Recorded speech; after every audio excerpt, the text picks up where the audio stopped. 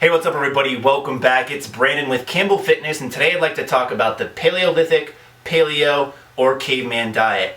All the same things, just different names for it. The reason I want to talk about this today is oftentimes I get asked by you guys about different dieting protocols out there.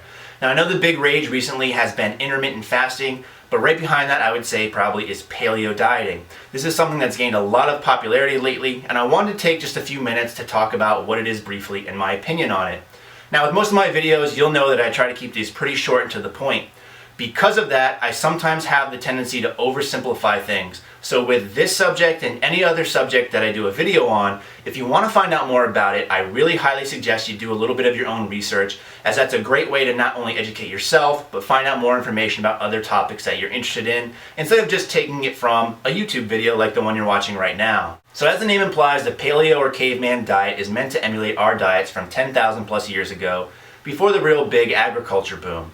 And the line of thought behind this process is back then, when our diets were simply made up of meats, fruits, and vegetables, we didn't see a lot of the same health issues that we see in society today, like obesity, high blood pressure, cancer, and numerous other diseases.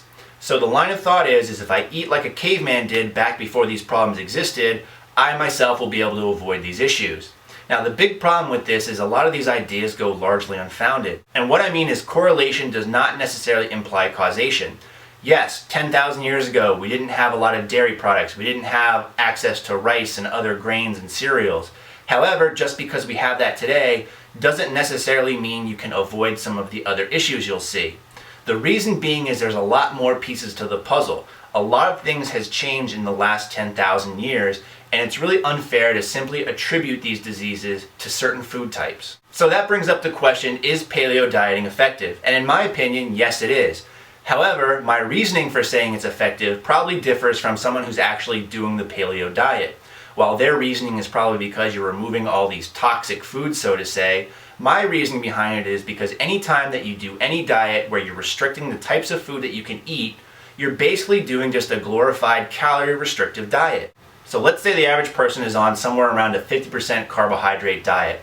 Most of those carbs coming from sources like cereal, grains, rice, beans, processed foods, all of which are outlawed on a paleo diet. If that person were then to switch to a paleo diet full time, thus eliminating almost 50% of their total caloric intake, yes, of course they will lose weight.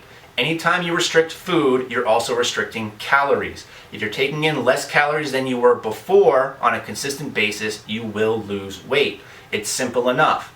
Now the paleo dieting claims this is because you're eliminating toxic foods, when in reality it's just because you're simply reducing caloric intake. Again, if you have a diet where the only foods you can really eat are lean meats, fruits, and vegetables, that could get pretty bland, and people will have the tendency to not eat as much of those, which then in turn again will usually cause them to lose weight. Some people that the paleo diet can really be beneficial for are those that tend to overeat or binge on a lot of these outlawed overprocessed foods, because what they're doing by removing them from their diets is thus reducing or restricting overall caloric intake, which again will yield some kind of weight loss. So can the paleo diet be effective? Yes, it definitely can. Is it optimal? In my opinion, it's not. I don't like any diet that severely restricts the foods you can eat.